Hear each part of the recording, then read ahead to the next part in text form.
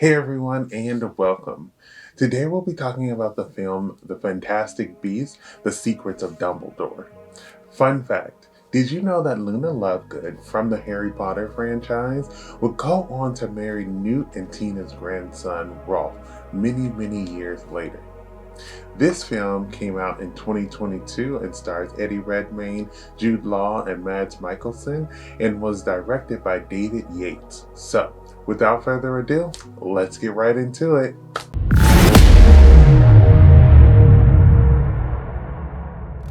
The Secrets of Dumbledore sees us returning to the magical world where Newt is being pulled into the conflict between Grindelwald and Dumbledore, who, because of a blood pact, cannot fight each other. Newt gathers some familiar friends to help figure out a way to stop Grindelwald from taking power. The Secrets of Dumbledore is a magical adventure movie. If you like the Harry Potter films, Lord of the Rings, The Fellowship of the Rings, or Maleficent, Mistress of Evil, then I suggest that you check it out. The cast of this movie is filled with some familiar faces that you may have seen in some other films. Eddie Redmayne was in The Theory of Everything. Jude Law was in Sherlock. Ezra Miller was in The Perks of Being a Wallflower. Dan Folger was in The Walking Dead. Jessica Williams was in Booksmart. Mads Mikkelson was in Casino Royale. And David Yates also directed Harry Potter and the Order of the Phoenix. I'm always happy to go back to the Wizarding World, and I love how the Fantastic Beasts series takes us to new locations.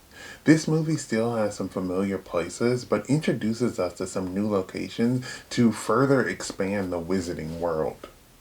The one thing that I've always loved about the Harry Potter movies and, some of the Fantastic Beasts movies is that the title of most of these movies usually tie into the plot of the film.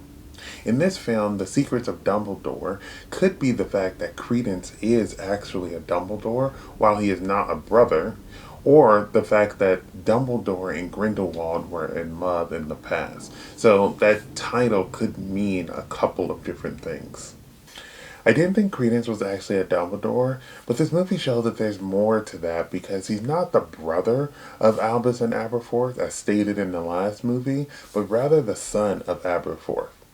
It was interesting to see how he was connected to them and how he held so much anger, but once Albus told him that he's a Dumbledore, he wants to do better.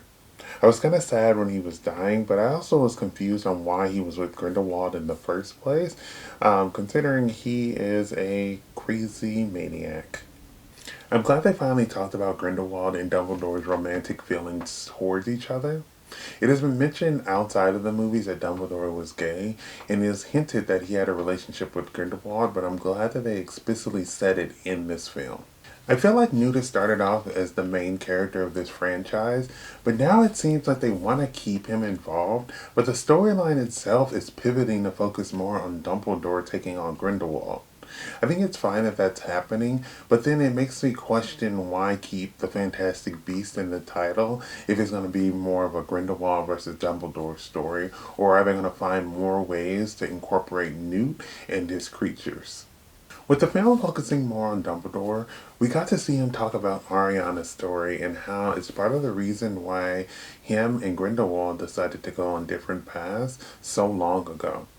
I'm glad it was brought up because it's something that was glazed over in the Harry Potter series, but I know that it's a pivotal moment in the relationship between Grindelwald and Dumbledore and also Aberforth.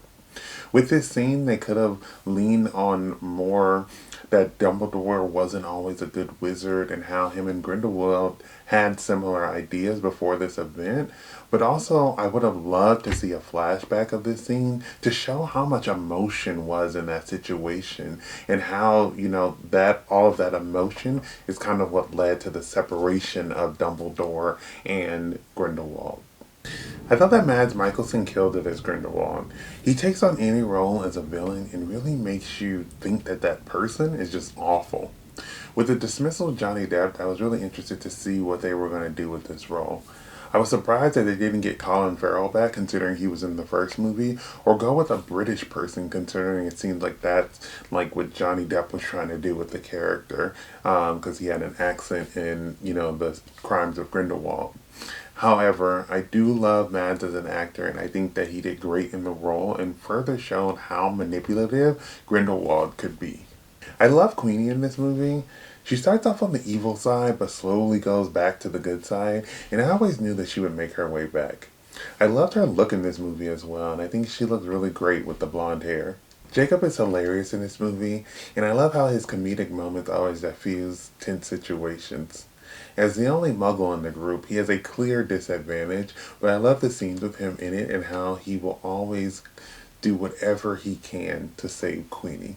I didn't really understand the choice that how after all of this has happened and how this war is brewing, Newt is still a pacifist. They're killing creatures and he has lost people close to him, but still seems like he is hesitant about pulling out his wand and helping to stop the bad guys. I do think that Eddie Redmayne does great as Newt, and honestly, I wouldn't really want anyone else to take on that role. He really dives into this role, and I love how he interacts with the creatures and make you think that they're real and that he loves them.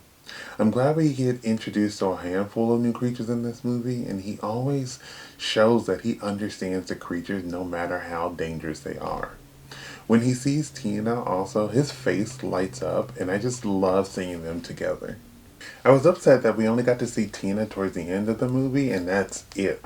She is one of the main characters in this franchise, and her sister disappears with this extremist, and you mean to tell me that instead of trying to help find her and stop Grindelwald, she decided to go back home and get a promotion and just not help because she's too busy at work.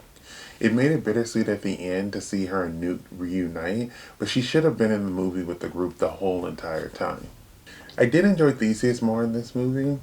In the last movie, he was kind of uptight, and he still is in this movie, but he is a little bit more enjoyable.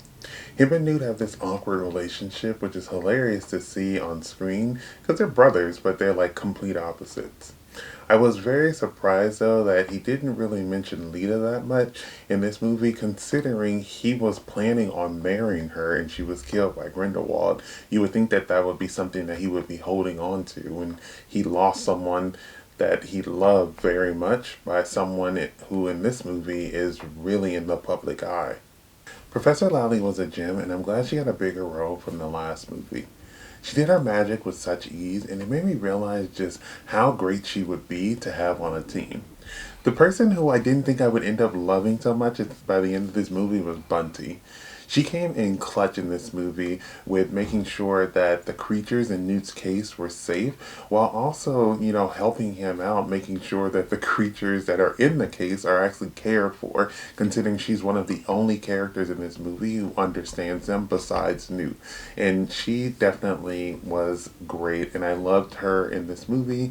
And like I said, at the end, I was so happy when she sneaks in and hands Newt the case, because she is the real MVP, and she knew that they would go after him, and she didn't give him the real case. I think with this movie, there's so much going on between Credence, Dumbledore's story, the Ministry of Magic vote, Grindelwald's ascension to power, the introduction of new people from all over the wizarding world, and to top it off, every character having like their own little side quest.